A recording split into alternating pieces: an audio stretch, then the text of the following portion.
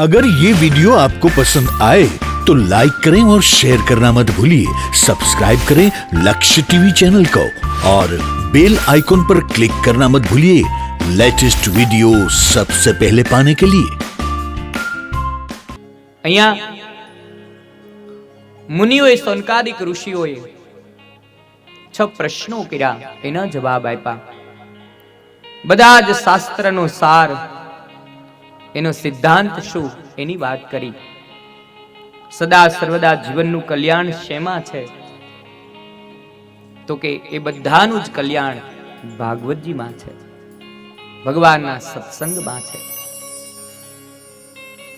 ઈશ્વરના સર્વશ્રેષ્ઠ ચરિત્ર સાંભળો, ભગવાનનું લીલાવગાન સાંભળો, એટલે આપણને ઈશ્વર પ્રત્યે પ્રેમ થાય, ભગવાન પ્રત્યે આપણને પ્રેમ થાય। આવા 6 પ્રશ્નોના જવાબ આપ્યા। વ્યાસજીએ બધા જ પુરાણોને ભેગા કરી અને ભાગવતની રચના કરી। મનની અંદર ચિંતા ચાલી। કઈ ગાલે મેં આ વાત કરી કે વ્યાસજીને ચિંતા થઈ કે મેં આ ગ્રંથ બનાવ્યો પણ મારી મને આમાં ઈશ્વર પ્રત્યે મોહ કેમ નથી થતો? અને ત્યારે નારદજી આવ્યા અને એ જ નારદજીએ વ્યાસજીની જે ચિંતા હતી એને દૂર કરી।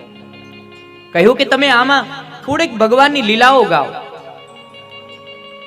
ભગવાનના લીલાઓના ચરિત્રો ગાઓ, તો તમને ઈશ્વર પ્રત્યે પ્રેમ થશે। અને ત્યારે વ્યાસજીએ 1,00,000 મંત્રો બનાવ્યા, 1,00,000 મંત્રો।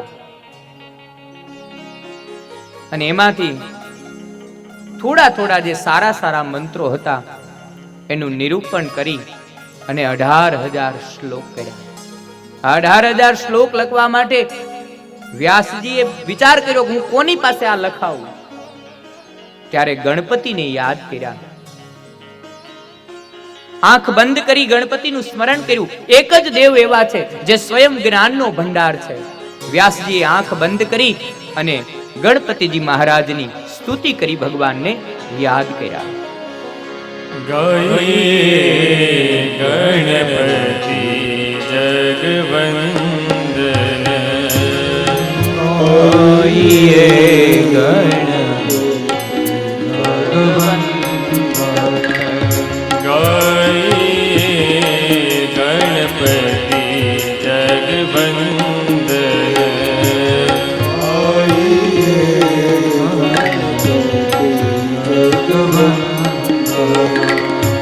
शंकर सुवन भवानी के नंदन, शंकर सुवन भवानी के नंदन, शंकर सुवन भवानी के नंदन, शंकर सुवन भवानी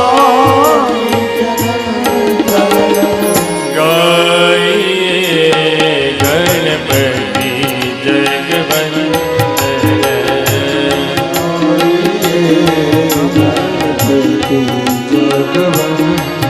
ओम गणपतये नमो नमः, सिद्धिविनायक नमो नमः, ओम गणपतये नमो नमः, सिद्धिविनायक नमो नमः, हे अष्टविनायक नमो नमः, गणपति बापा मोरया, अष्टविनायक नमो नमः, गणपति बापा मोरया, गणपतये नमो नमः, सिद्धिविनायक नमो नमः, गणपतये नमो नमः, सिद्धिविनायक नमो नमः, अष्टविनायक नमो नमः, गणपति बापा मोरया, अष्टविनायक नमो नमः, गणपति बापा मोरया, हे गाये गणपति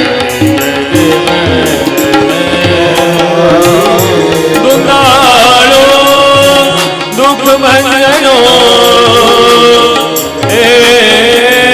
सदा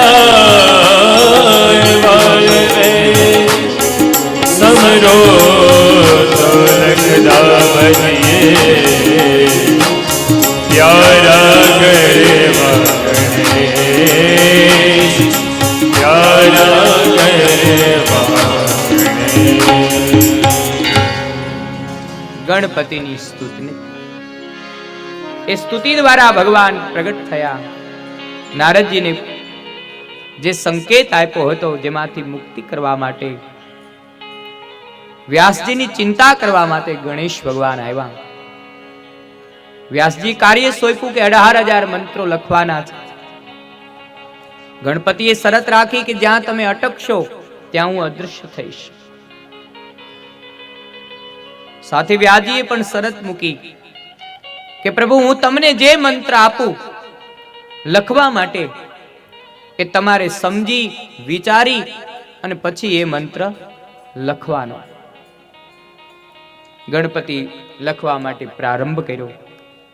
વ્યાસજીને જ્યારે સંધ્યાન, પૂજા, વંદના એવું કંઈ કરવું હોય ત્યારે થોડોક અઘરો શ્લોક આપી દે, ભગવાન વિચારવામાં રહે, ત્યાં પોતાનું કાર્ય પૂર્ણ કરીને પાછા આવી જાય. આવી રીતના 18,000 મંત્રોનું એક સંહિતા, પરમહંસોની સંહિતા, સુંદર મજાનું ભાગવત તૈયાર થયું.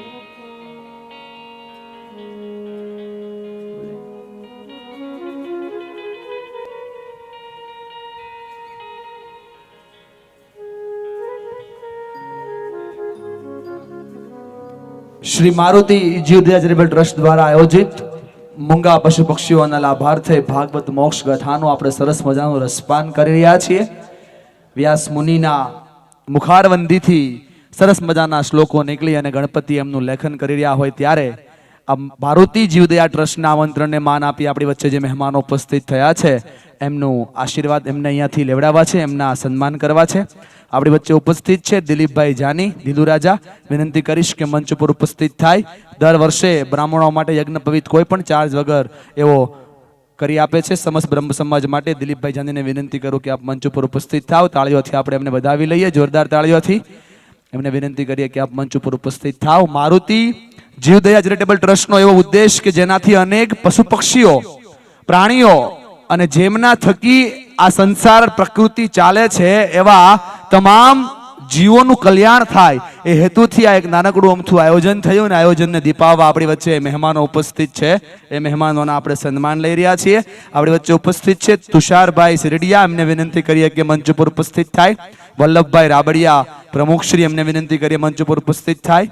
અરવિંદભાઈ સાવલિયા, ખોડાભાઈ વ્રજરત્નના પ્રમુખશ્રી, નીતિનભાઈ મહેતા, જેમીશભાઈ લિંબાસિયા, આ તમામ મહેમાનોને વિનંતી કરીએ કે આપ ઝડપથી મંચ ઉપર ઉપસ્થિત થાવ અને પૂજ્ય વક્તાશ્રીના હાથે, પૂજ્ય યોગી દાદાના હસ્તે આપ આશીર્વાદ ગ્રહણ કરો. આજના આ સરસ મજાના પવિત્ર પાવન ધામની અંદર, પવિત્ર પાવન અવસરની અંદર જળ, જમીન, અગ્નિ, વાયુ ને આકાશ, આ 5 તત્વોનું શરીર બનેલું છે.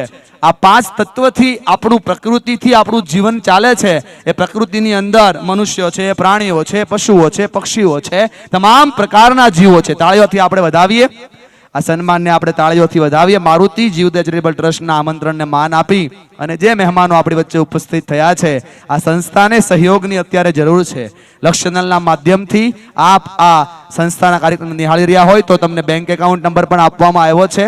આ સંસ્થા દ્વારા અનેક પ્રકારની સેવાકીય પ્રવૃત્તિઓ થાય છે અને સેવાકીય પ્રવૃત્તિઓ આપ લક્ષના માધ્યમથી ઘણીવાર જોઈ પણ રહ્યા છો અને વ્યાસાસન પર બિરાજમાન યોગી દાદા આપણને સરસ મજાનું વર્ણન પણ કરી રહ્યા છે. આવા નૈતિક મૂલ્યોને જાણતા અને આપણા સૌ કોઈના સંસ્કારોનું સિંચન કરતી કથા એટલે આ ભાગવતનું રસપાન કરી રહ્યા હોય ત્યારે ફરીવાર આપણે રસપાનની અંદર લીન બનીએ. પૂજ્ય દાદાના ચરણોમાં વંદન કરી વિનંતી કરીએ કે ફરીવાર આજ વ્યાસમુનિ પર, વ્યાસાસન પર બિરાજમાન વ્યાસમુનિ સ્વરૂપ દાદાને વિનંતી કરીએ કે આપને સૌ કોઈને ભાગવત કથા જ્ઞાન યજ્ઞની અંદર ફરીવાર લઈ જશે. પૂજ્ય દાદા.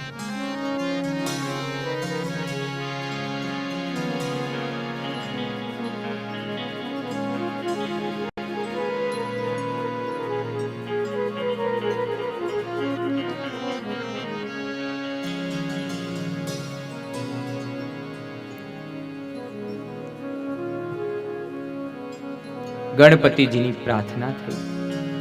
18,000 શ્લોક એમના દ્વારા પ્રાપ્ત થયા. સુંદર મજાનો આ ગ્રંથ તૈયાર થયો અને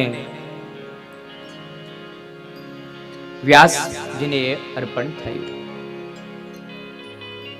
આ ગ્રંથ તો પહેલા ભગવાને બ્રહ્માજીને અર્પણ કર્યો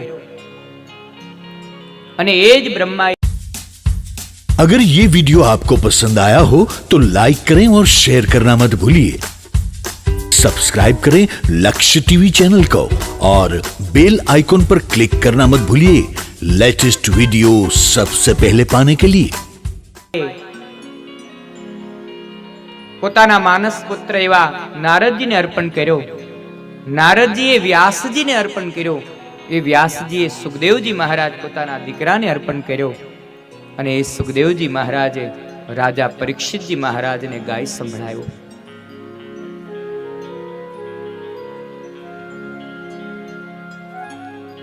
અંતે વ્યાસજીને ચિંતા થઈ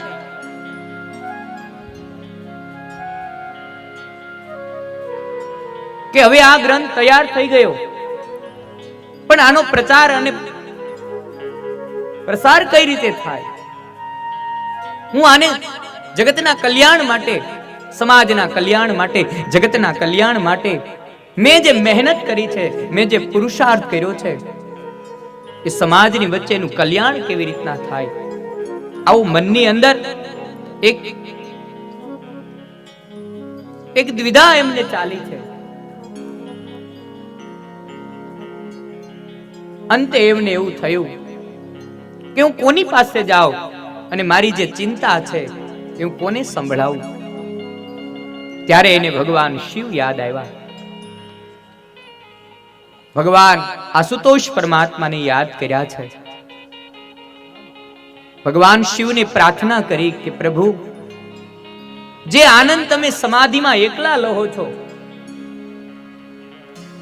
એ આનંદ તમે જો આ જગતને આપો તો મેં જે પુરુષાર્થ, મેં જે મહેનત કરી છે ભગવાન, એ સાર્થક થાય. શિવજીએ કહ્યું, કઈ રીતે આપને ઉપયોગી થાવ? કહ્યું છે, મારે ત્યાં કોઈ સંતાન નથી પ્રભુ. આપ જો મારે ત્યાં દીકરો બનીને આવો તો મારો આ લખેલો ગ્રંથ, મારી આ લખેલી મહેનત, એનું આ સમાજમાં બધાનું જ કલ્યાણ થાય. ભગવાને તથાસ્તુ કહ્યું, અંતર ધ્યાન થયા. આ બાજુ વ્યાસજીની ચિંતાને તોડવા માટે એક વખત નારદજી કૈલાસ પર્વત પર જાય છે. માં પાર્વતીને જઈને વાત કરે છે. પેલા તો નારદજીએ જોયું કે ભગવાન ક્યાં છે. ધીમેકથી માતાજીને પૂછ્યું કે મારા પિતાશ્રી ક્યાં છે માં? બોલે, નારદજી એ તો તપ કરવા માટે જાય છે, તમને તો ખબર છે. માં, આજ મારે તમને એક બહુ ખાનગી વાત કરવી છે. માએ કીધું, નારદ, ખાનગી? બોલે, હા માં, આ તમારી ને મારી વચ્ચેની વાત છે. આ વાત કોઈને કહેતા નહીં. પણ નારદ, એવી કઈ વાત છે?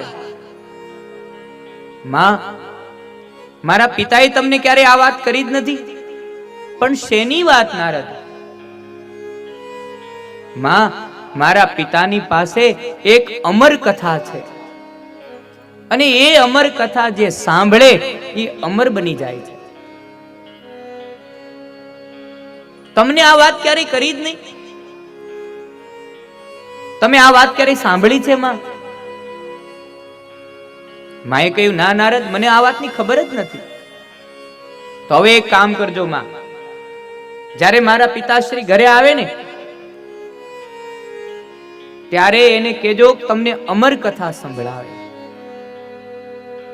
નારદજી પોતાનું કામ કરીને જતા રહ્યા. આ બાજુ ભગવાન આવ્યા અને પાર્વતીજીએ હઠ લીધી. પાર્વતીજીએ ભગવાનને કહ્યું કે તમારી પાસે આટલી સુંદર કથા છે, તમે મને ક્યારે સંભળાવી નહીં. ભગવાને કહ્યું, કઈ કથા? માતાજીએ હઠથી કહ્યું, અમર કથા. અને અમર કથા જે છે એ જ્યાં સાંભળ્યું એટલે ભગવાનને એમ થયું કે આને આ અમર કથાની ક્યાંથી ખબર પડી. ભગવાને તરત જ આંખો બંધ કરી. ભગવાને જોયું ઘરે કોણ આંટો મારવા આવ્યું હતું. હું હતો ને મારા ઘરે આંટો કોણ મારી ગયું? અને વળી આ પાર્વતીને કેમ ખબર પડી કે મારી પાસે અમર કથા છે? આંખો બંધ કરી ભગવાન મહાદેવે, અને જ્યાં આંખો બંધ કરી ભગવાને જોયું ત્યાં તો નારદજી આવેલા. ભગવાને કહ્યું, હા, આ બધા પરાક્રમ નારદના છે. માતાજીને કહ્યું કે મારી પાસે જે અમર કથા છે એના થોડા નિયમ છે દેવી. બોલે જે નિયમ હોય ઈ, પણ મારે અમર કથા સાંભળવી છે. ભવાનીએ જે હદ જીત કરી, હટ પકડી, એટલે ભગવાન તત્પર થયા, લઈ ગયા કૈલાસ પર્વત પર. દેવી હું તમને અમર કથા સંભળાવું, પણ સાંભળો. કથા કરતી વખતે જ્યારે હું કથા કરું, આ તો ભગવાનની કથા છે, અને તમને તો ખબર છે હું સમાધિમાં કથા કરું, એટલે વચ્ચે વચ્ચે મને સમાધિ ન લાગી જાય એના માટે તમારે મને હુંકાર કરવાનો. વચ્ચે વચ્ચે તમારે મને હુંકાર કરવાનો. આપણે નથી આમ કથા જામી જાય તો નથી આમ ઉભા થઈને એ હરી હરી કરીએ, એમ વચ્ચે વચ્ચે તમારે મને થોડો હુંકાર કરવાનો. ભગવાને આ દિવ્ય કથાનું મંગલાચરણ કરી અને ભવાનીને અમર કથા સંભળાવે.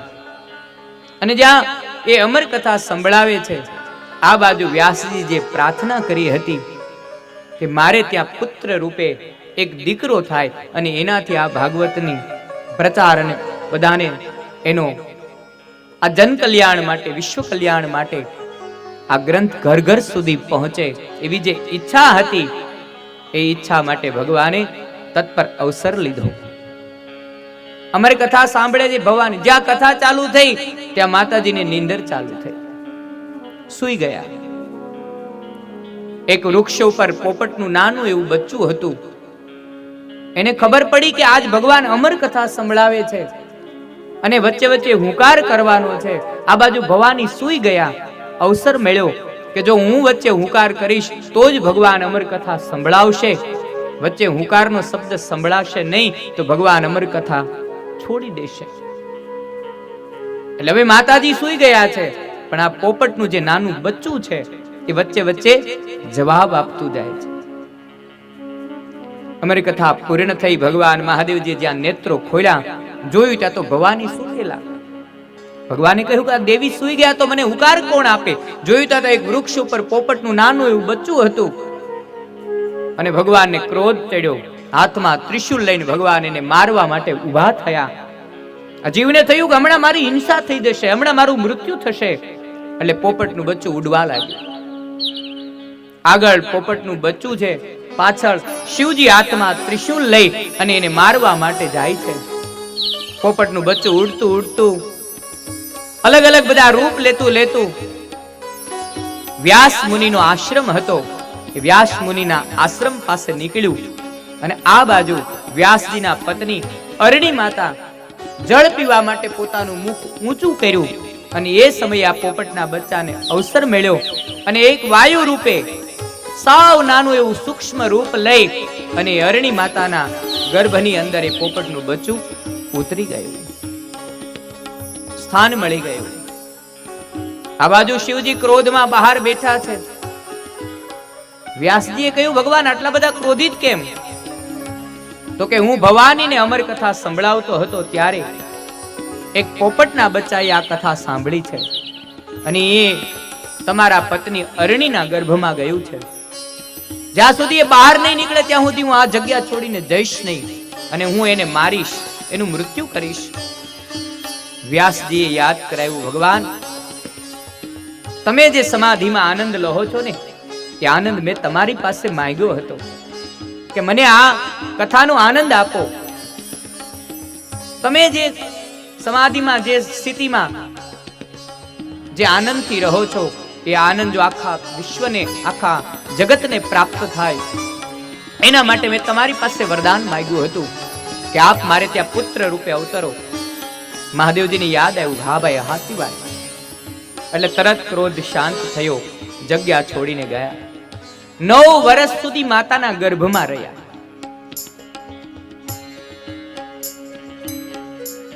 9 વર્ષ પછી વ્યાસજીએ પ્રાર્થના કરી કે હવે તમે ગર્ભમાંથી બહાર આવો. અને એ સુખદેવજી મહારાજ એ પોપટનું બચ્ચું, સુખ એટલે પોપટ, 9 માસ 9 વર્ષ પૂર્ણ થયા. પ્રાર્થના કરી, દીકરો કહ્યો એટલે કહ્યું કે આ જગતની મને માયા લાગે, આ સંસારની મને માયા સ્પર્શી જાય એ માયાનો સ્પર્શ ન થાય એના માટે એક માતાના ગર્ભમાંથી બહાર નથી આવતા. છેવટે વચનબદ્ધ થયા કે આ સંસારની કોઈ માયા, ભગવાને કહ્યું તમને સંસારની કોઈ માયા સ્પર્શ નહીં કરે, કોઈ ઋણાનુબંધ તમને નહીં થાય. ત્યારે 16 વર્ષે માતાના ગર્ભમાંથી એમનું પ્રાગટ્ય થયું. અને જ્યાં માતાના ગર્ભમાંથી પ્રાગટ્ય થયું, દેવતાઓએ પુષ્પની વૃષ્ટિ કરી અને બધા એક સાથે બોલી ચૂક્યા, બોલીએ સુખદેવજી મહારાજ કી જય. સુખદેવજી મહારાજનું પ્રાગટ્ય થયું. જન્મતાની સાથે જ જંગલ તરફ પ્રયાણ કર્યું, દોડવા લાગ્યા. વ્યાસ મુનિ પાછળ દીકરો દીકરો કરીને દોડવા લાગ્યા. તમે ઉભા રહો. સુખદેવજી મહારાજ જન્મતાની સાથે જ પોતાનું ઘર છોડ્યું, જંગલ તરફ પ્રયાણ કર્યું. વ્યાસ મુનિ પાછળ દોડે છે. કહ્યું કે આ જગતની કોઈ માયા તમને સ્પર્શી નહીં શકે. એક દીકરો પોતાના બાપને ઉપદેશ આપે છે, પિતાશ્રી આ જગતમાં કોઈ કોઈનો દીકરો નથી, કોઈ કોઈનો બાપ નથી. આ શરીર કેટલી વખત મરી ચૂક્યું છે, આ શરીર કેટલી વખત નાશવંત થયું છે. આ જગતમાં બધા ઋણાનુબદ્ધ છે. આ શરીર કેટલી વખત કોઈની માં બન્યું છે, આ શરીર કેટલી વખત કોઈનું બાપ બન્યો છે, આ શરીર કેટલી વખત કોઈની બહેન બની છે, આ શરીર કેટલી વખત કોઈનો દીકરો ને દીકરી બન્યા છે. શરીર નાશવંત છે. માટે મારામાં મોહ ન કરો. જેટલા તમે મારામાં આસક્ત થયા છો ને, એટલા આસક્ત જો ભગવાનમાં થયા હોત તો ઈશ્વરની પ્રાપ્તિ થઈ જાય. જેટલા તમે મારામાં મોહિત થયા છો, એટલું જો ભગવાનમાં તમે ધ્યાન આપ્યું હોત તો ઈશ્વરની પ્રાપ્તિ થઈ જાય. સાચી સંપદા કઈ છે? સુખદેવજી મહારાજ પોતાના પિતાને કહે છે કે પ્રત્યેક સ્થિતિમાં આપણી આંતરિક પવિત્રતા અને નિરાભિમાનતા, નમ્રતા અને ઈમાનદારી જો આપણી હેમખેમ રહે તો સમજવાનું તમારા ઉપર ઈશ્વરની કૃપા છે, આપણા ઉપર ઈશ્વરની કૃપા છે. વિદ્યા આવે અને વિનય ન વિસરાય તો સમજવું આપણા ઉપર ઈશ્વરની કૃપા છે. ધન આવે અને આપણો ધર્મ ન વિસરાય તો સમજવાનું ઈશ્વરની કૃપા છે. સિદ્ધિ અને સમૃદ્ધિ બધું જ મળે અને આપણો સદાચાર અને આપણું સદવર્તન જો ન વિસરાય તો સમજવાનું ઈશ્વરની કૃપા.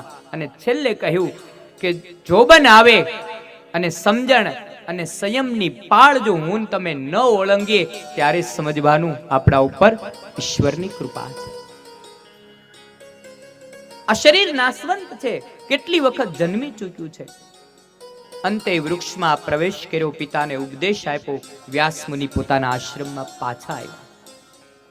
પોતાને થયું કે મેં જે દીકરો ભગવાનની પાસે માંગ્યો હતો એ આ સમાજની અંદર પ્રચાર કરે, આ કથાનો પ્રસાર થાય, એના માટે તો મેં દીકરો માંગ્યો હતો. હવે આ દીકરાને ઘરે કેમ લાવવો? એટલે પોતાના જે આશ્રમમાં શિષ્યો હતા એને બોલાવ્યા કે તમે સમીધા માટે જંગલની અંદર જાઓ, હું તમને થોડાક મંત્રો આપું છું, આ મંત્રોનું તમે જોર જોરથી ગાન કરજો.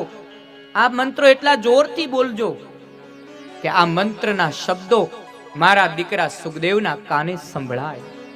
અને આ મંત્રો અધૂરા બોલજો, પૂરા નહીં બોલતા. વ્યાસજી કહ્યું અધૂરા મંત્ર બોલજો. એક મંત્ર બોલીને એને અધૂરો છોડીને બીજો મંત્ર બોલવાનો. પણ આ મંત્રનું થોડુંક ઉચ્ચાર, એનો સ્વર થોડોક ઊંચો રાખજો. આ બાજુ વ્યાસ મુનિએ કહ્યું પ્રમાણે શિષ્યો ગયા છે જંગલમાં સમિધા ગોતવા માટે. યજ્ઞની સમિધા વીણતા વીણતા વ્યાસ મુનિએ આપેલા મંત્રોનું ગાન પોતાના શિષ્યો કરે છે. બરહા પીણમ નટવનવપો કરણ્યો કર્ણિકાનમ બિભ્રદવાસ કનક કપિશ વૈજયંતીતમાલા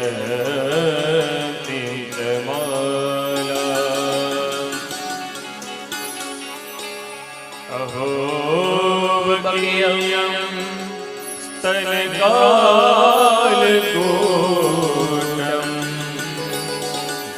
વિકાસયાપાય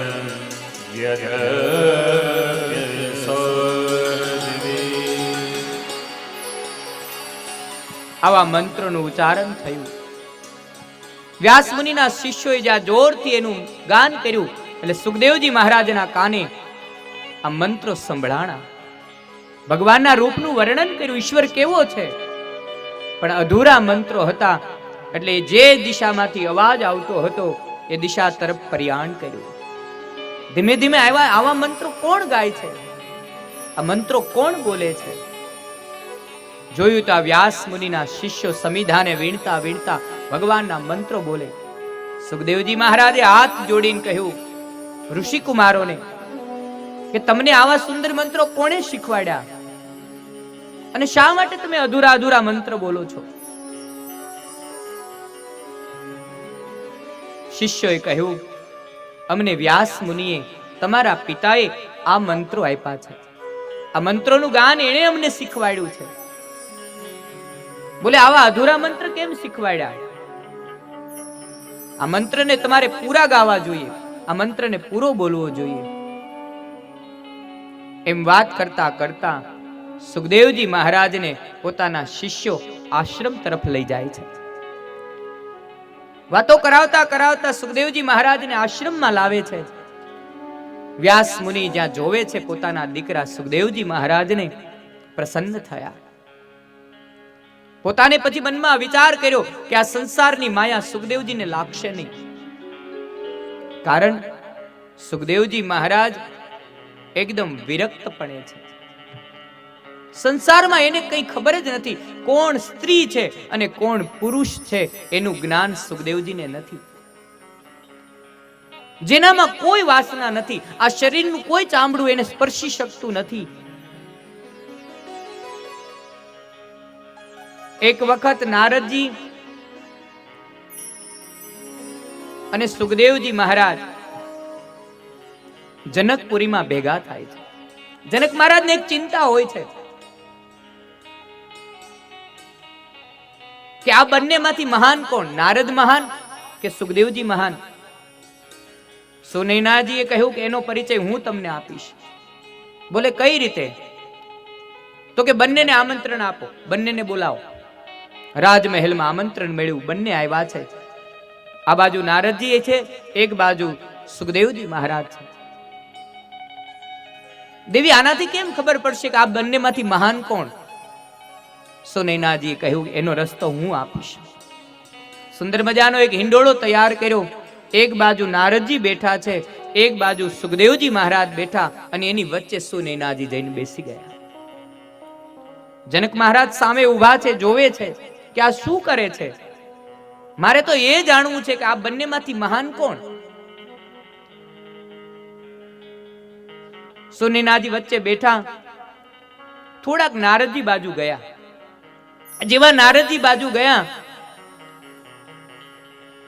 એટલે નારદજીને થોડી લજા આવી કે મારી બાજુમાં સ્ત્રી, એટલે થોડા સંકોચ અનુભવ્યો, થોડાક દૂર ગયા. સુનૈનાજીને અવસર મળ્યો કે હા હવે બરોબર. વળી પાછા થોડા નારદ બાજુ ગયા. વળી એને એમ થયું કે આ સ્ત્રી મારી નજીક આવી. વળી થોડા દૂર ગયા. આમ ધીમે ધીમે સુનૈનાજી એમની પાસે જતા જાય, નારદજી ધીમે ધીમે દૂર જતા જાય. અને જ્યાં નારદજીને સાવ સ્પર્શવાની આમ જ્યાં તૈયારી હતી એટલે નારદજી ઊભા થઈ ગયા હિંડોળા ઉપરથી અને ચાલવા લાગ્યા. સુનૈનાજીએ રસ્તો બતાવ્યો. જનક મહારાજને કહ્યું આ બંનેમાંથી જો કોઈ મહાન હોય તો એ સુખદેવજી છે. સુખદેવજી મહાન છે. જનક મહારાજે પૂછ્યું દેવી ખબર કઈ રીતે પડી કે આ બંનેમાંથી મહાન કોણ? સુનૈનાજીએ કહ્યું ભગવાન આ બંનેમાંથી જો મહાન હોય તો એ સુખદેવજી છે. નારદજીને એ ભાન છે કે આને સ્ત્રી કહેવાય, આને પુરુષ કહેવાય, આને બાળક કહેવાય, આને યુવાન કહેવાય. આની બધી જ જ્ઞાન નારદજીને છે, જ્યારે સુખદેવજીને એ જ્ઞાન નથી. સુખદેવજીને એ ખબર જ નથી કે આને સ્ત્રી કહેવાય કે આને પુરુષ કહેવાય. સુખદેવજી મહારાજને એક જ વસ્તુનું ખબર છે કે આ ભગવાનનો બનાવેલો, ઈશ્વરનો બનાવેલો આ એક જીવ છે. જેને ખબર નથી કે આ સ્ત્રી છે, આ પુરુષ છે, એનામાં ક્યારેય વાસના હોતી નથી, અને જેનામાં વાસના હોતી નથી એનામાં ક્યારેય લેશ માત્ર પણ દોષ આવતો નથી. એટલે આ જગતમાં જો મહાન હોય આ બંનેમાં, નારદ અને સુખદેવજીમાં, તો મારા મત પ્રમાણે મહાન સુખદેવજી છે. રસ્તો થયો. વ્યાસ મુનિએ પોતાના દીકરાને 18,000 લખેલું ભાગવત એ અર્પણ કર્યું. સુખદેવજી મહારાજે એ લઈ અને ગયા. જગતનું કલ્યાણ કરવા માટે પોતાના પિતાએ સુંદર મજાનો આ ગ્રંથ પ્રાપ્ત કર્યો. અને આ બાજુ વ્યાસજીની જે મૂંઝવણ હતી એમાંથી એ મુક્ત થયા. સુખદેવજીને ભાગવત અર્પણ થયું. આવો આ કથાને વિસ્તારથી જાણવા માટે, કથાની અંદર પ્રવેશ કરવા માટે મહાભારત તરફ લઈ જઈએ. કારણ જે સુખદેવજીને પોતાના પિતાએ જે ગ્રંથ આપ્યો છે એનો પ્રચાર કરવા માટે, એનું જ્ઞાન આપવા માટે મહાભારત તરફ પ્રયાણ કરીએ. અને મહાભારતની અંદર જઈ અને આ કથાને વિસ્તારથી સાંભળીએ.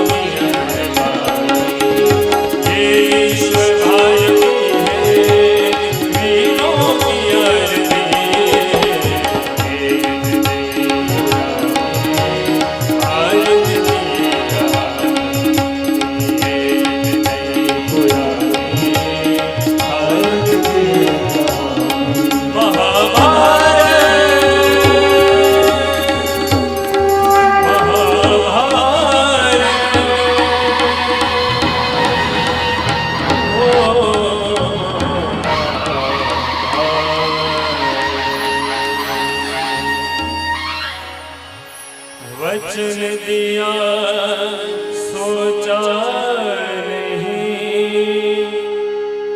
होगा क्या परिणाम सोच समझ कर कीजिए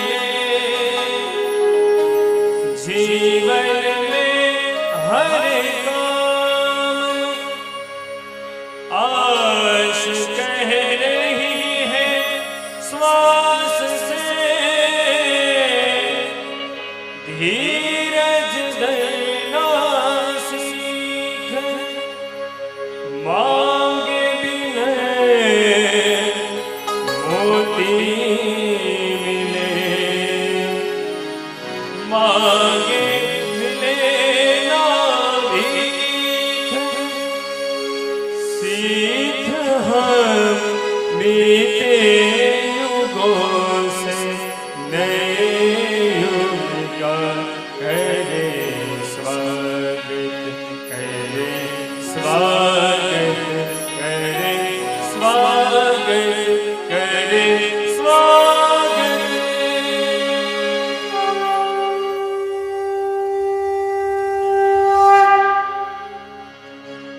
મહાભારતની કથા બતાવી.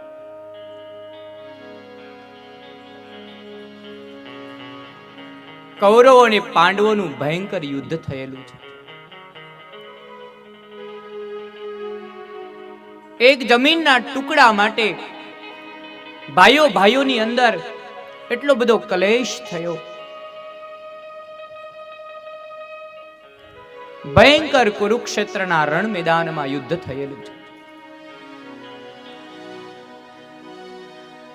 બધા જ કૌરવોનો નાશ થયો છે. કેવલ જીવિત 5 પાંડવો છે. આ બાજુ દુર્યોધન રક્ત રંજિત થઈ અને કુરુક્ષેત્રના રણ મેદાનમાં પડ્યો છે. અને એ સમયે અશ્વસ્થામા એમની પાસે આવે છે. કહ્યું કે ભાઈ, કેમ તારો જીવ જતો નથી? દુર્યોધને કહ્યું, મારા શત્રુઓ હજી જીવિત છે. જ્યાં સુધી હું 5 પાંડવોને મરેલા નહીં જોઉં ત્યાં સુધી મારા જીવને શાંતિ નહીં મળે. એક જમીનના ટુકડા માટે, એક સોયની અણી જેટલી જમીન માટે ભાઈઓ ભાઈઓ અંદરો અંદર મૃત્યુના શરણે થયા છે. પોતાનો જીવ જતો નથી. અસ્વસ્થામાએ જ્યારે પૂછ્યું ત્યારે કહ્યું કે 5 પાંડવો જ્યાં સુધી જીવિત છે ત્યાં સુધી મારા જીવને શાંતિ નહીં મળે. દુર્યોધને કહ્યું કે તું મારો પરમ મિત્ર છો, મારું એક એવું કામ કર કે 5 પાંડવોને મારીને એના મસ્તક જો તું મારી પાસે લાવે તો જ મને શાંતિ થાય. અશ્વસ્થામાએ કહ્યું કે હું તને કાલ 5 પાંડવોના કપાયેલા મસ્તક લાવીને આપીશ.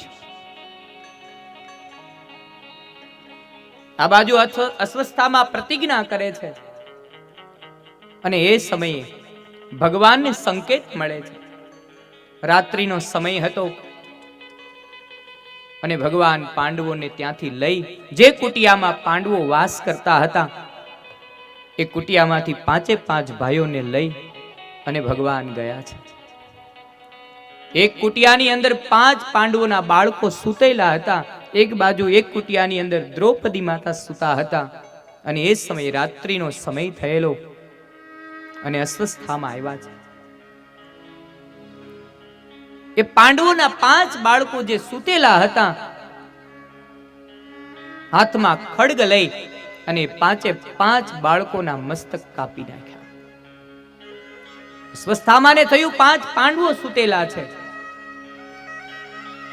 અને 5 પાંડવોના બાળકોના કપાયેલા મસ્તક એને લઈ કપડું ઢાંકી અને જ્યાં દુર્યોધન રક્ત રંજીત થઈને પડ્યો છે ત્યાં ગયા. દુર્યોધનને જઈને આહવાન કર્યું કે દુર્યોધન, મેં તારું કામ કરી દીધું છે. જો આ 5 પાંડવોના કપાયેલા મસ્તક જો. દુર્યોધનને એક શ્રાપ હતો આમ વરદાન ગણીએ તો વરદાન પણ હતું કે દુઃખ અને સુખ, હરખ અને શોક આ બંને જ્યારે ભેગા થાય ત્યારે જ મૃત્યુ થાય. એક ક્ષણની અંદર એને શોક થવો જોઈએ, દુઃખ થવું જોઈએ. એક ક્ષણની અંદર એને સુખ થવું જોઈએ. અસ્વસ્થામાં કપાયેલા 5 મસ્તક લઈને આવ્યો એટલે દુર્યોધનને થયું કે મારા 5 પાંડવોને મેં મરેલા જોયા. 5 પાંડવો મૃત્યુ પામ્યા એટલે એને અંદરથી એક સુખ થયું, હરખ થયો.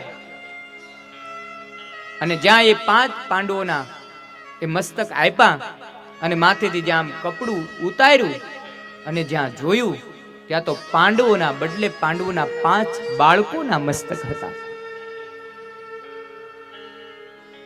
દુર્યોધનમાં હૃદયમાંથી હાશકારો નીકળ્યો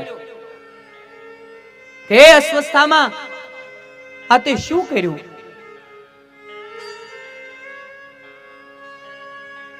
આ પાંડવો નહીં, આ પાંડવોના બાળકોના મસ્તક છે.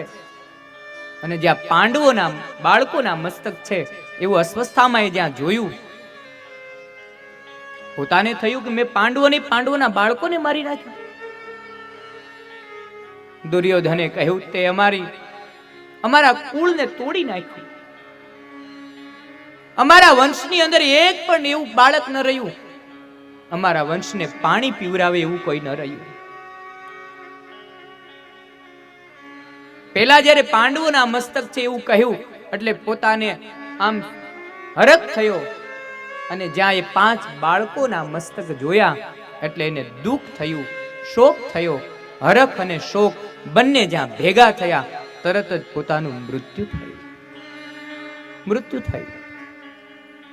અસ્વસ્થામાં બધું છોડીને ગયા. આ બાજુ જ્યાં સવારે દ્રૌપદીએ જ્યાં જોયું ત્યાં તો પોતાના 5 મરેલા બાળકો પડ્યા હતા. 5 ધડ પડેલા હતા. દ્રૌપદી રુદન કરવા લાગ્યા અને એ રુદન કરતા હતા ત્યાં 5 પાંડવો અને ભગવાન દ્વારકાધીશ બધા ત્યાં ભેગા થયા. દ્રૌપદી કહ્યું મારા 5 બાળકોને મારી નાખ્યા. અર્જુને પ્રતિજ્ઞા લીધી કે જેણે અમારા 5 બાળકોને માર્યા છે એનો કાલનો સંધ્યાનો સૂર્ય અસ્ત ન થાય ત્યાં સુધીમાં હું એને મારી એનું મસ્તક દ્રૌપદીના ચરણમાં મૂકીશ. પ્રતિજ્ઞાબદ્ધ થયા અને આ બાજુ બ્રહ્માસ્ત્ર છોડ્યું છે. અને એ જ બ્રહ્માસ્ત્રમાં અર્જુન બળવા લાગ્યા. ભગવાનને પૂછ્યું કે ભગવાન મને આટલો બધો તાપ શા માટે લાગે છે? ભગવાને નેત્રો બંધ કર્યા, જોયું ત્યાં તો અસ્વસ્થામાં એ બ્રહ્માસ્ત્ર છોડેલું. ભગવાને કહ્યું આ અસ્વસ્થામાનું કૃત્ય છે, એની સામે સામું બ્રહ્માસ્ત્ર છોડો. અર્જુને સામું બ્રહ્માસ્ત્ર છોડ્યું. એ અસ્વસ્થામાને બ્રહ્માસ્ત્ર પાછું વાળતા આવડતું નહોતું. અર્જુન પાસે એ વિદ્યા હતી એટલે બંને બ્રહ્માસ્ત્રને પાછા લઈ લીધા, બંદીવાન બનાવ્યો અને અસ્વસ્થામાને દ્રૌપદીની સામે લાવ્યા. ભીમને ખૂબ જ ક્રોધ આવ્યો. ભીમસેન મહારાજે કહ્યું આને અહીંયા લાવવાની જરૂર જ નહોતી, આને ત્યાં ને ત્યાં જ મારી નાખવાની જરૂર હતી, અને અહીંયા લાવ્યા શું કરવા? ભગવાનને થયું કે અસ્વસ્થામાં એ દ્રોણનો દીકરો છે અને ગુરુનો દીકરો છે અને પોતે બ્રાહ્મણ છે, અને મારી સામે જો બ્રાહ્મણની હત્યા થશે તો મને બ્રહ્મ હત્યાનું પાપ લાગશે. ભગવાને યુક્તિ કરી કે એક કામ કરો, આપણે આને સજા નથી આપી, દ્રૌપદી જે કહે એ સજા આને થશે. દ્રૌપદી ઉપર છોડ્યું છે, તમે જે કહો એ આને સજા કરી. દ્રૌપદી એક હાથ જોડ્યા પાંડવોની ભગવાનની સામે કે આ આપણા ગુરુ દ્રોણનો દીકરો છે, આ ગુરુપુત્ર છે, અને એમાંય પોતે બ્રાહ્મણ છે, અને આણે મારા 5 દીકરાને મારી નાખ્યા. એની વેદના કઈ છે એ મને જ ખબર છે. તમે આને મારી નાખશો તો આ દ્રોણની જે પત્ની ગૌતમી છે એને કેટલું બધું દુઃખ થશે. જે વેદના અત્યારે હું સહન કરું છું એ જ વેદના ગૌતમીને સહન કરવી પડશે. વિચાર કરો, 5 દીકરાને મારી નાખ્યા હતા, પોતાના મસ્તક કાપી નાખ્યા હતા, છતાં પણ દ્રૌપદી હાથ જોડે છે. સામે બ્રાહ્મણ છે, આ બ્રાહ્મણનું સંતાન છે. બ્રાહ્મણના દીકરાને કંઈ ન કરાય. આ ગુરુનો દીકરો છે. બ્રાહ્મણને મારવાથી બ્રહ્મ હત્યાનું પાપ લાગે, બ્રાહ્મણને ન કહેવાના શબ્દો કહેવાથી બ્રહ્મ હત્યાનું પાપ લાગે, બ્રાહ્મણનું અપમાન કરવાથી બ્રહ્મ હત્યાનું પાપ લાગે. દ્રૌપદી કહ્યું, મારે આ કૃત્ય નથી કરવું. જે અસ્વસ્થામાં એ કર્યું છે એ જ કૃત્ય જો મારા પતિઓ કરે તો જે વેદના, જે દુઃખ આજ મને થયું છે એ જ દુઃખની વેદના ગૌતમીને થશે. છોડી દો. દ્રૌપદીએ જીવિત છોડવાનું કહ્યું. અર્જુને કહ્યું, તો મારી પ્રતિજ્ઞાનું શું? મેં જે પ્રતિજ્ઞા કરી છે એનું શું? સૂર્યાસ્ત થાય ત્યાં સુધીમાં જો હું આને નહીં મારું તો મારું મૃત્યુ થશે. ભગવાને રસ્તો કર્યો. અર્જુનને કહ્યું, અર્જુન એક કામ કરો, આની જે શિખા છે ને એ બ્રાહ્મણનું બ્રહ્મ તેજ કહેવાય. આની શિખા કાપી લો અને આની યજ્ઞોપવિત છેદી દો. આ બંને કરો એટલે આની હત્યા થઈ સમાન ગણાય.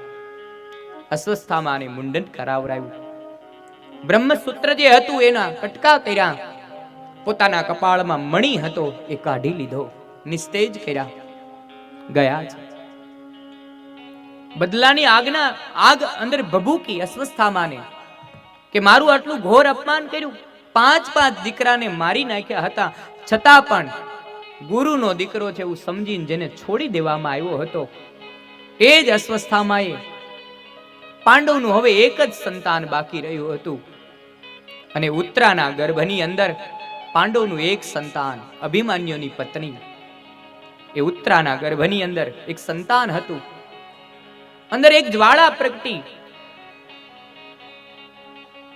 કે હવે એક પાંડવનું એક પણ સંતાન હું આ પૃથ્વી પર ન રહેવા દઉં. ઉત્તરાના ગર્ભમાં જે સંતાન હતું એ સંતાનની ઉપર એણે બ્રહ્માસ્ત્ર છોડ્યું.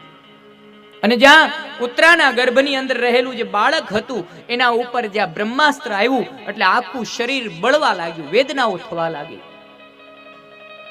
આ બાજુ ભગવાને હવે કહ્યું કે હવે મારે દ્વારિકા જવાનો સમય થયો. ભગવાન રથ ઉપર જ્યાં આરૂઢ થવાની તૈયારીમાં હતા ત્યાં એક સફેદ વસ્ત્રમાં એક સ્ત્રી દોડતી દોડતી આવી. એટલી બધી વેદનાથી, એટલી બધી રાડો પાડતી એક સ્ત્રી ભગવાનના શરણે પડી છે. ઠાકોરજી જ્યાં નીચું માથું કરીને જોયું ત્યાં તો ઉત્તરા હતા. ભગવાને હાથ જોડી વિનંતી કરી છે, પ્રભુ મારા ગર્ભની રક્ષા કરો. મારા પેટની અંદર એક બાળક છે અને એ બાળકને બ્રહ્માસ્ત્રની ગરમી લાગે. ભગવાન હમણાં જ હું બળીને ભસ્મીભૂત થઈશ, મારું બાળક બળી જશે. ભગવાને ગર્ભની અંદર જઈ અને એ બ્રહ્માસ્ત્રની રક્ષા, એ બાળકને કંઈ ન કરે એના માટે ભગવાન ગર્ભમાં ગયા. ઉત્તરાના ગર્ભની અંદર જઈ અને એ બાળકની રક્ષા કરી. ભગવાન રક્ષિત થયા એ બાળકના. એટલે જે બાળક જન્મ્યું એનું નામ પડ્યું પરીક્ષિત. ભગવાનથી રક્ષિત થયું એટલે એનું નામ પડ્યું પરીક્ષિત. ભગવાને ગર્ભમાં એ બ્રહ્માસ્ત્રને પાછું વાળ્યું અને જ્યાં પાછું વાળ્યું ભગવાન ગર્ભમાંથી બહાર આવ્યા. થોડા જ સમયની અંદર ઉત્તરાએ એ બાળકને જન્મ આપ્યો. ફરી પાછી આકાશમાંથી પુષ્પની વૃષ્ટિ થઈ. બધા એક સાથે બોલી ઉઠ્યા, બોલીએ પરીક્ષિતજી મહારાજ કી જય. પરીક્ષિતજી મહારાજનો જન્મ થયો. પાંડવોના વંશજનું એક બાળક. આ બાજુ ભગવાન દ્વારિકા જવા માટે તૈયાર થયા. હસ્તિનાપુરનું રાજ્ય પાંડવોને સોંપ્યું છે અને જવા માટે જ્યાં રથની અંદર બેઠા ત્યાં કુંતા માતા આવ્યા છે. કુંતાજીએ ભગવાનના ચરણ પકડ્યા. આજ કઈક ઉલટી ગંગા વહી.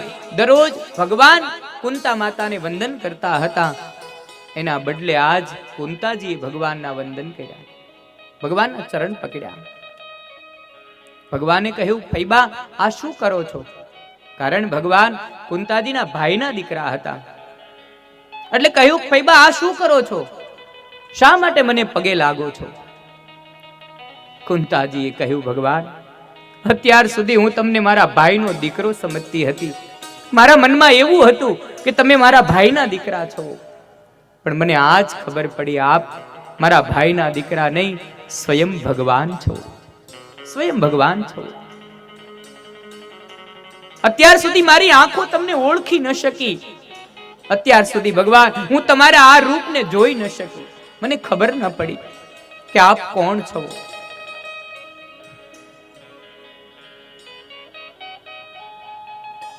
ભગવાને કુંતાજીને ઊભા કર્યા છે, ચરણમાંથી ઊભા કર્યા. ફૈબા આવી, આ મને લજા આવે, તમે આવું કરો તો. બોલ્યું છે, નહીં ભગવાન, આજ તમે અમને છોડીને જાઓ છો. તમે જતા રહેશો તો પછી અમારું કોણ? અમે કોના શરણે જશું? ભગવાને કહ્યું, ફૈબા, હવે તો બધું જ તમને સુખ પ્રાપ્ત થયું છે. ફરી પાછું તમને હસ્તિનાપુર પ્રાપ્ત થયું. જે જોતું હોય મારી પાસે માંગી લો, હજી કંઈ જોતું હોય તો. ત્યારે કુંતાજીએ પોતાની આંખમાં અશ્રુ લાવીને ભગવાનની પાસે માંગ્યું છે. વાલા વૈષ્ણવો, ભગવાનની પાસે માંગો ને તો દુઃખ માંગજો. કુંતાજીએ ભગવાનની આગળ દુઃખ માંગ્યું, ઈશ્વરની પાસે માંગ્યું, ભગવાન, મને ડગલે ને પગલે દુઃખ પ્રાપ્ત થાય.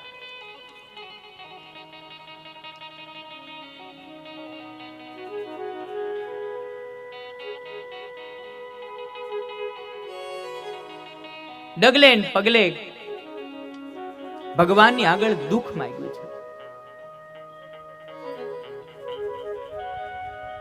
ભગવાને કહ્યું, આટલું સુખ તો તમને પ્રાપ્ત થયું, આટલા બધા દુઃખી થયા છો અને હજી પણ દુઃખ જોઈએ છે. ભગવાનને યાદ કરાવરાયું, ભગવાન,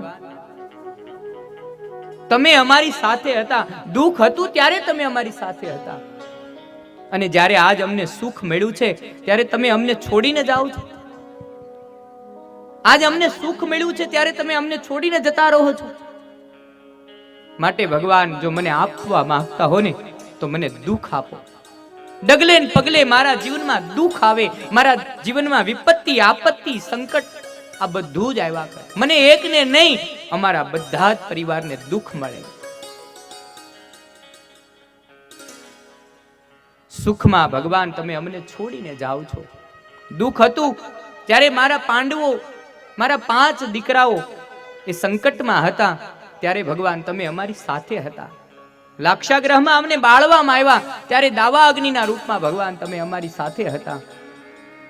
મારા દીકરા ભીમસેનને જ્યારે લાડુમાં ઝેર આપવામાં આવ્યું ત્યારે ભગવાને ઝેરનું તમે અમૃત કર્યું હતું. દ્રૌપદીની ભરી સભામાં લાજ લૂંટાતી હતી ભગવાન, ત્યારે એની રક્ષા તમે કરી હતી. આ બધું જ ઈશ્વર મને યાદ છે ભગવાન, હું ભૂલી નથી. મને ઓળખવામાં થોડીક ભૂલ થઈ. બહુ કુંતાજીએ વિનંતી કરી એટલે ભગવાન રોકાયા. રથથી નીચે ઉતરી હસ્તિનાપુરમાં આવ્યા છે. બધાને આનંદ થયો. અર્જુનને એમ થયું મને બહુ પ્રેમ કરે છે ભગવાન, એટલે મારા હિસાબે રોકાણા. આ બાજુ કુંતાજીને થયું મેં ભગવાનની પ્રાર્થના કરી એટલે ભગવાન રોકાણા. યુધિષ્ઠિર મહારાજને થયું કે મેં મારા હિસાબે ભગવાન રોકાણા. એક રાત્રિ ભગવાને પસાર કરી. સવારનો સૂર્યોદય થયો. ઈશ્વર આપણા માટે કયું કાર્ય કરે છે? સર્વ જગ્યાએ ઈશ્વર વ્યાપિત છે. બધી જ જગ્યાએ ઈશ્વરનો વાસ છે. આપણે જે અત્યારે સેવાકીય આ યજ્ઞ ચાલી રહ્યો છે એમાં પણ ઈશ્વરની જ કૃપા છે. જે જગ્યાએ સેવા થાય છે, જે જગ્યાએ આવા મોટા મોટા પરિશ્રમો જેવા આવા પુરુષાર્થ થઈ રહ્યા છે, ત્યારે એ પુરુષાર્થમાં પણ ઈશ્વરનો વાસ હોય છે. આ કથા મૂંગા પશુ પક્ષીઓના લાભાર્થે થઈ રહી છે, પ્રાણીઓના લાભાર્થે થઈ રહી છે. આ મોક્ષની ગાથા એક પ્રાણીઓની પાછળ થઈ રહી, જેના નિર્વાહ માટે, જેના સારવાર કેન્દ્રની અંદર એ પશુ પક્ષીઓને સારવાર મળે. મેં ગઈકાલે વાત કરી એમ કે મેં એ સારવારની મુલાકાત લીધી. એ સારવાર કેન્દ્રની અંદર હું ગયો અને મેં મારી નજર સામે જોયું કે પક્ષીઓની કઈ હાલત હતી, ડોક્ટર એની કઈ રીતની સેવા કરતા હતા, ડોક્ટર એને કઈ રીતે ખવડાવે, ડોક્ટર એને કઈ રીતે એની સારવાર કરે. મને આ એક બધા જ પક્ષીઓ દેખાડ્યા. જ્યારે ડોક્ટર એની સેવા કરતો હતો ને ત્યારે મને એમાં કૃષ્ણ રૂપ દેખાતું હતું કે સ્વયં મારો ઠાકોરજી આની સેવા કરે છે. કારણ ડોક્ટર એ બીજો ભગવાન છે ભાઈ. ઈશ્વરનું કોઈ બીજું રૂપ હોય ને તો એ ડોક્ટર છે. આપણે બીમાર હોય અને આપણી પાસે ડોક્ટર આવી જાય ને એટલે આપણે 50% આપણું દુઃખ હળવું થઈ જાય. આપણને ખબર પડી જાય આપણી પાસે ડોક્ટર આવ્યો. ઈશ્વર એ બીજું રૂપ છે. ભગવાનનું બીજું કોઈ રૂપ હોય તો એ ડોક્ટર છે. અને સેવા કે યજ્ઞ ચાલી રહ્યો હતો. સમયે સમયે એને ખવડાવવાનું, સમયે સમયે એને પીવડાવવાનું. આપણી આહુતિઓ આમાં પડે બસ. આ સેવાકી યજ્ઞ જે પ્રજ્વલિત થયો છે ભગવાન એમાં રાજી થાય છે. યુધિષ્ઠિર મહારાજ થોડા ગભરાયેલા હતા. પોતાની આંખમાં અશ્રુ જોયા. ભગવાને પૂછ્યું રડવાનું કારણ શું? યુધિષ્ઠિર મહારાજે કહ્યું પ્રભુ, એક સોયની અણી જેટલી ભૂમિ માટે મારા હાથે મારા ભાઈઓનું મૃત્યુ થયું. મેં જ મારા હાથે મારા ભાઈઓને માર્યા. આનું મને દુઃખ છે.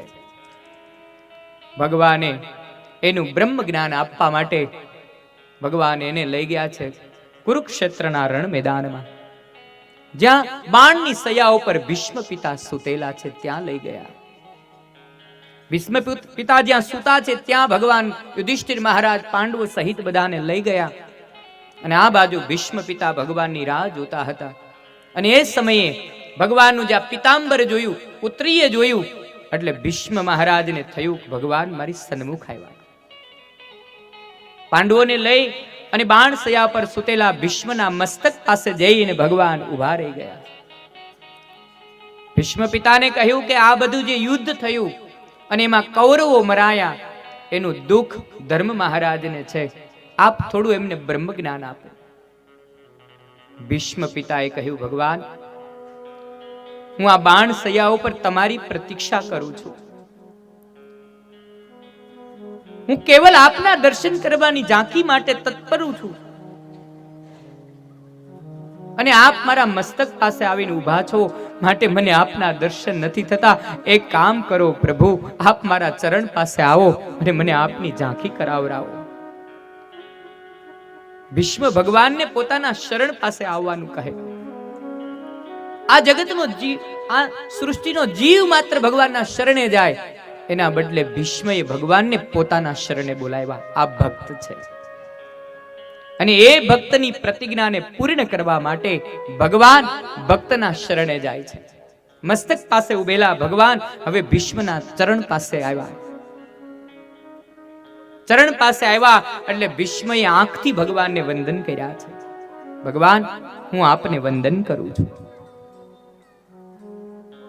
બાણસયા પર સુતેલા ભીષ્મએ ભગવાનના રૂપનું વર્ણન કર્યું, પ્રાર્થના કરી છે આંખ બંધ કરી. હંમેશા ભગવાન ભક્તની પ્રતિજ્ઞાને સાચવવા માટે ઈશ્વર પોતાની પ્રતિજ્ઞાને તોડી નાખે છે. ભગવાન પોતાની પ્રતિજ્ઞાનો પછી વિચાર ન કરે, કારણ ભક્ત વત્સલ ભગવાન છે અને ભક્તની પ્રતિજ્ઞાને સાચવવા માટે ઈશ્વર પોતાની પ્રતિજ્ઞાને તોડે છે. ભગવાનના વર્ણનના રૂપનું વર્ણન કર્યું. ભગવાન તમે કેવા છો, ઈશ્વર કેવા છો, એનું ભીષ્મએ ભીષ્મ સ્તુતિ કરી અને ભગવાનને વંદન કર્યા છે. કેવા છો ભગવાન તમે? ત્રિભુવન કમલ અમાલવૈર્ણમ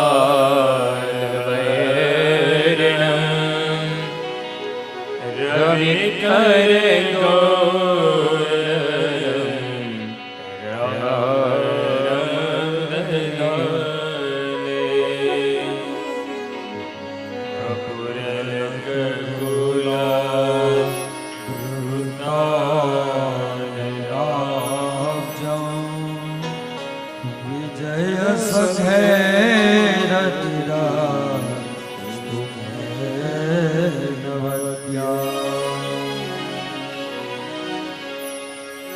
કેવા છો ભગવાન તમે?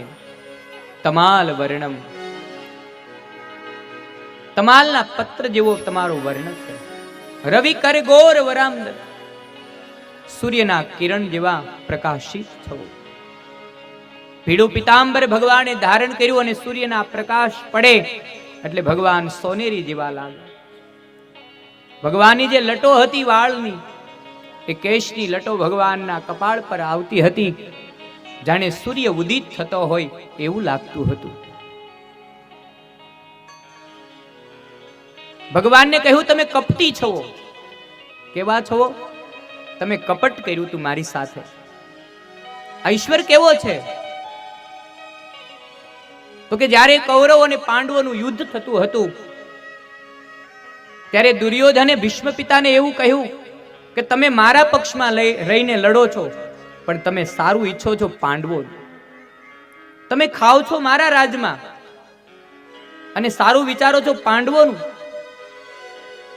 ભીષ્મે કહ્યું નહીં દુર્યોધન, મેં તારું જ ખાધું છે એટલે હું તારું જ સારું વિચારું. બોલે નહીં, કઈક હજી મને આમાં ભેદ લાગે.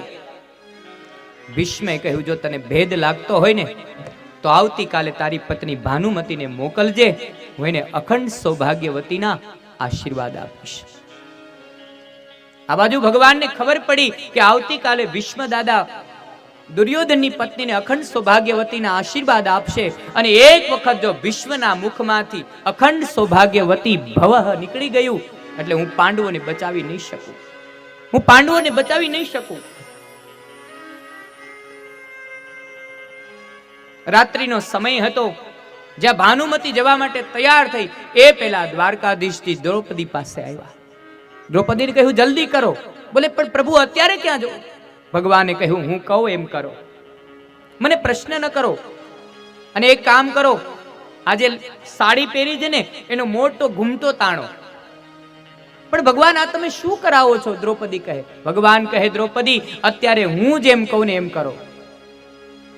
રાત્રિનો સમય છે, એકદમ અંધકાર છવાયેલો છે. દ્રૌપદીને રસ્તો દેખાય એટલે ભગવાને હાથમાં ફાનસ તૈયાર રાખ્યું.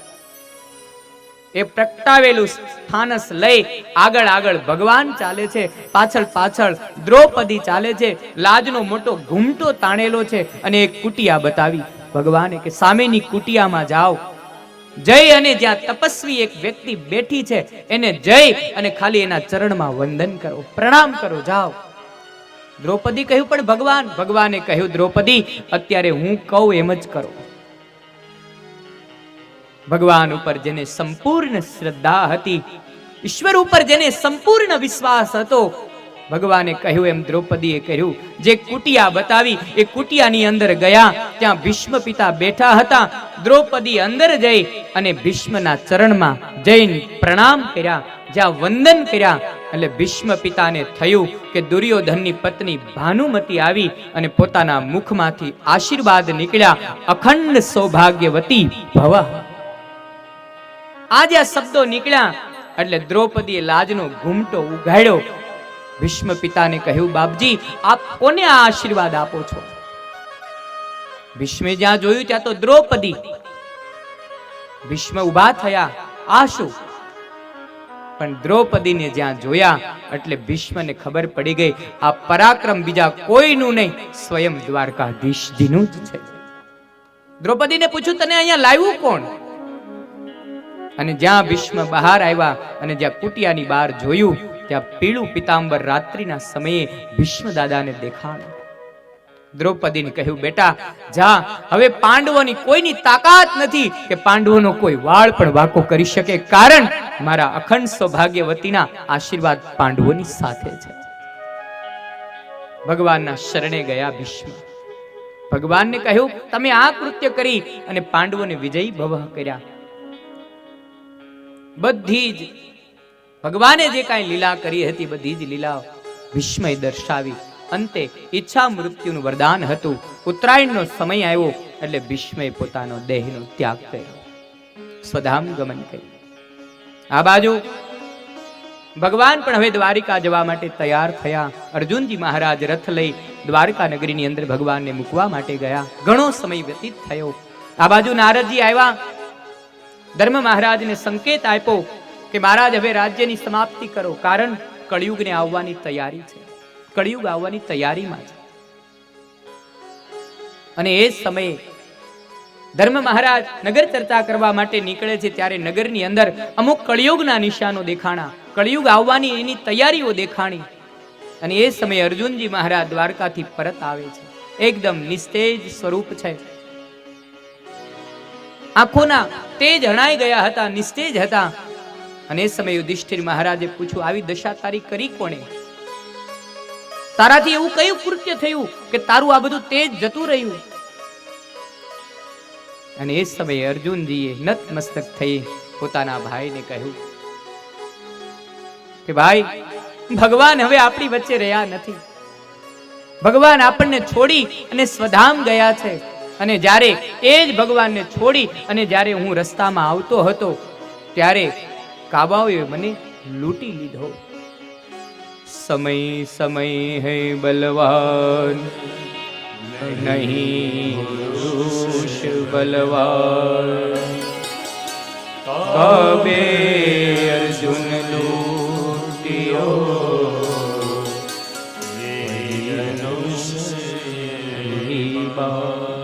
મને કાબાઓએ લૂંટી લીધો. ભાઈ, ભગવાન રહ્યા નથી તો હવે આપણે રહીને શું કામ? પાંડવો હાડ ગાળવા માટે હિમાલય તરફ ગયા.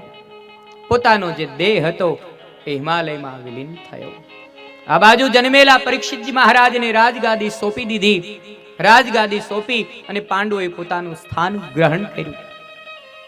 આ બાજુ પરીક્ષિતજી મહારાજ નગર ચર્ચા કરવા માટે નીકળે છે અને જ્યાં જોવે છે ત્યાં કળિયુગનો પ્રવેશ થાય છે. એક કાળો પુરુષ એક બળદના 3 ચરણને કાપી રહ્યો હતો. પરીક્ષિતજી મહારાજ એને ઉભો રાખ્યો કે ભાઈ તું છે કોણ? બોલે, મહારાજ હું કળિયુગ છું. તું કળિયુગ છે? હા મહારાજ, મારો તમારા નગરમાં વાસ થયો અને બધી જ જગ્યાએ મહારાજ તમારું જ શાસન ચાલી રહ્યું છે. મને રહેવા માટેના કંઈક સ્થાન આપો. પરીક્ષિતજી મહારાજ કળિયુગ આવ્યો છે સમજી અને શરણે હતો એટલે શરણે આવેલાને સ્થાન આપવું જોઈએ એવું રાજાએ સમજ્યું. પણ નગર ચર્ચા કરવા માટે નીકળ્યા અને કળિયુગનો ભેટો થયો એના પહેલા પરીક્ષિતજી મહારાજ રાજમહેલના જેટલા ભંડાર હતા એ બધા જ ભંડારની અંદર આંટો માર્યો. બધા જ ભંડારને ખોલી ખોલીને જોયું કે મારા બાપ દાદાઓએ કયો સંગ્રહ કરી રાખ્યો છે, કેટલું ધન છે, કેટલું હીરા માણેક સોનું આ કેટલું છે એને જોવા માટે ગયા હતા. એક બંધ કરેલો ઓરડો હતો, એને ખોલ્યો અને જ્યાં જોયું તો આખો ઓરડો પ્રકાશિત થયો. એક સુંદર મજાનો સોનાનો મુગટ હતો, હીરા જડિત આખો. એ મુંગટ સોનાનો પોતાના મસ્તક ઉપર રાખ્યો.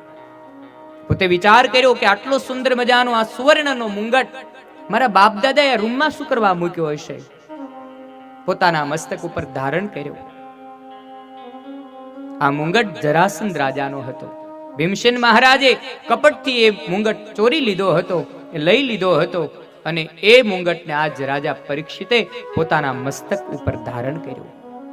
એ મુંગટને ધારણ કરી અને નગર ચર્ચા કરવા માટે નીકળ્યા. કળિયુગનો પ્રવેશ થયો. કળિયુગે સ્થાન માંગ્યા એટલે બધી જગ્યાએ હલકા સ્થાન આપ્યા. વ્યભિચારમાં, ચોરીમાં, લૂંટ, આ બધી જ જગ્યાએ દારૂમાં જેટલા જેટલા હલકા સ્થાન હતા એ પરીક્ષિતજી મહારાજે એ કળિયુગને પ્રાપ્ત કરાવડાય. અને એ જ કળિયુગે કહ્યું કે મહારાજ બધા જે સ્થાન તમે આપ્યા છે ને એ બધા સ્થાન હલકા છે. એવું એક એક સ્થાન મને આપો કે એની અંદર હું વાસ કરી શકું, રહી શકું. કંઈક સારું સ્થાન આપો. એટલે પરીક્ષિતજી મહારાજ બોલ્યા કે સુવર્ણમાં તારો વાસ. જ્યાં સુવર્ણમાં સોનામાં તારો વાસ કહ્યું એટલે કળિયુગ રાજી થયો કે હા મહારાજ હવે બરોબર સ્થાન આપ્યું. જ્યાં સુવર્ણનું કહ્યું એટલે તરત જ કળિયુગે સીધો જ રાજાએ જે સોનાનો મુગટ પહેર્યો હતો એ મુગટની અંદર કળિયુગે વાસ કર્યો. અને એ જ સમયે બુદ્ધિ ભ્રષ્ટ થઈ. જેવો કળિયુગ આવ્યો આવતાની સાથે રાજાને મૃગલા રમવાનું મન થયું. રથને તૈયાર કરી જંગલની અંદર મૃગલા માટે ગયો. સાંજ સુધી મૃગલાઓને મારી અને વિશ્રામ માટે ખૂબ જળની તૃષા લાગી. પીવા માટે જળની ઈચ્છા થઈ. નજીકમાં એક સમીક ઋષિનો આશ્રમ હતો, એમાં ગયો. સમીક ઋષિ સમાધિમાં હતા. ખબર ન પડી કે રાજા આવ્યા છે. અને આ રાજાને ખૂબ ભૂખ લાગી હતી, ખૂબ તરસ લાગી હતી. એના હિસાબે ક્રોધ આવ્યો કે મુનિએ મને જોઈને પોતાના નેત્રો બંધ કરી દીધા. મને જોઈને આ ઋષિ ઢોંગ કરવા લાગ્યા. એટલે પોતાના બાથામાંથી એક તીર કાઢ્યું.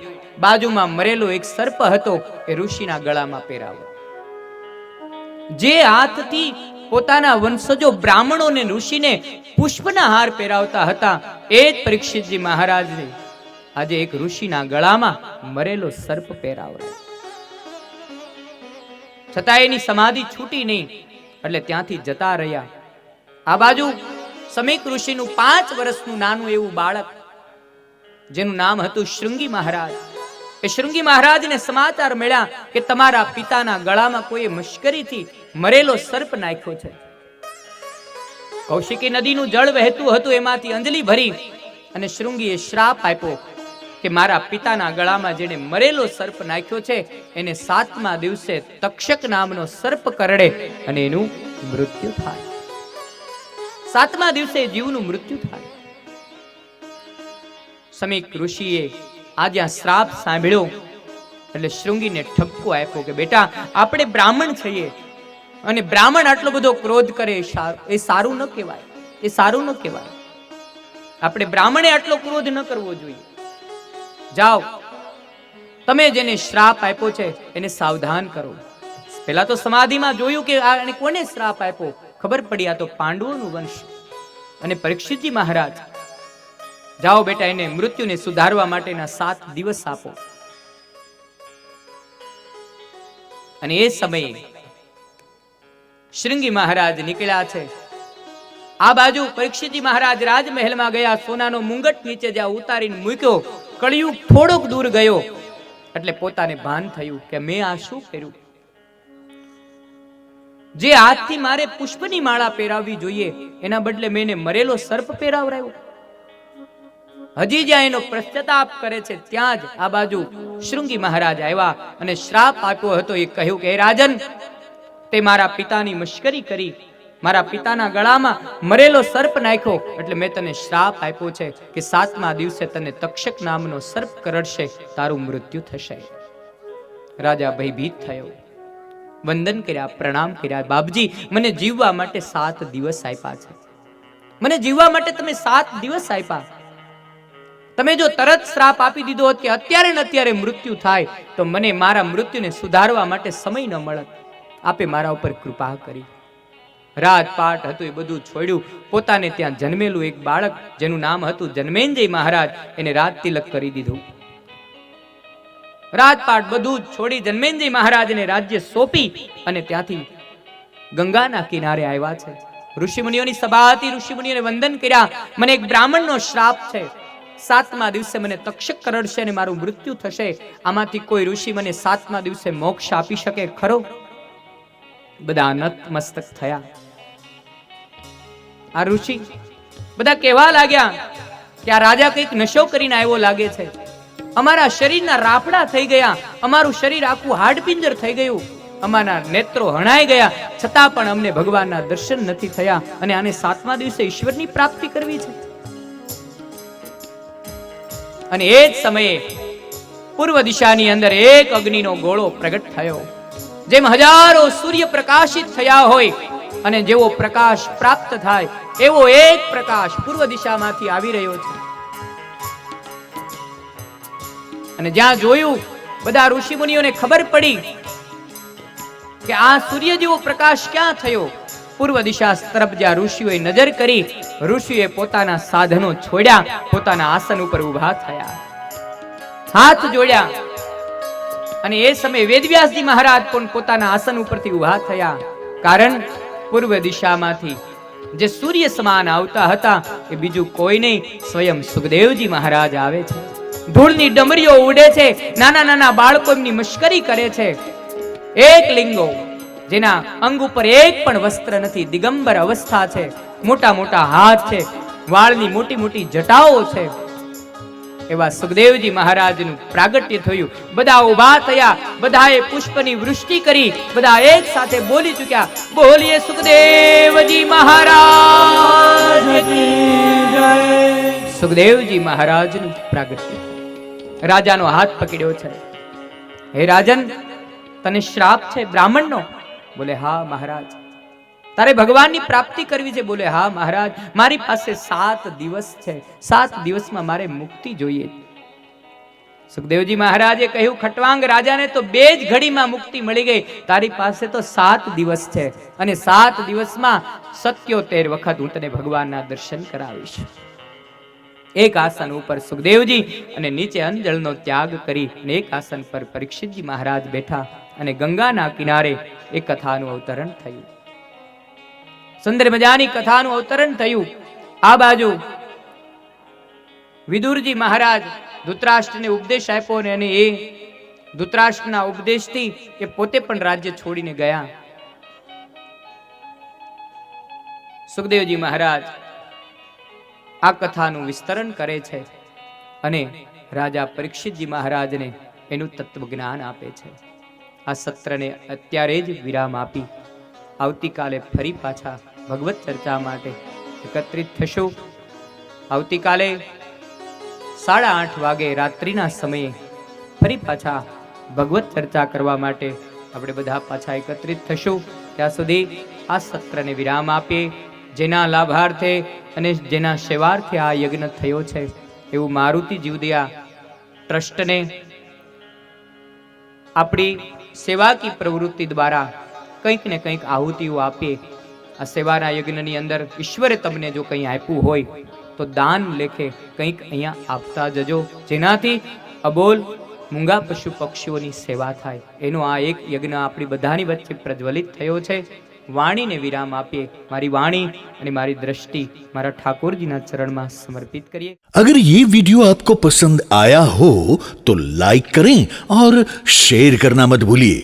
सब्सक्राइब करें लक्ष्य टीवी चैनल को, हाँ, और बेल आइकॉन पर क्लिक करना मत भूलिएगा लेटेस्ट वीडियो सबसे पहले पाने के लिए.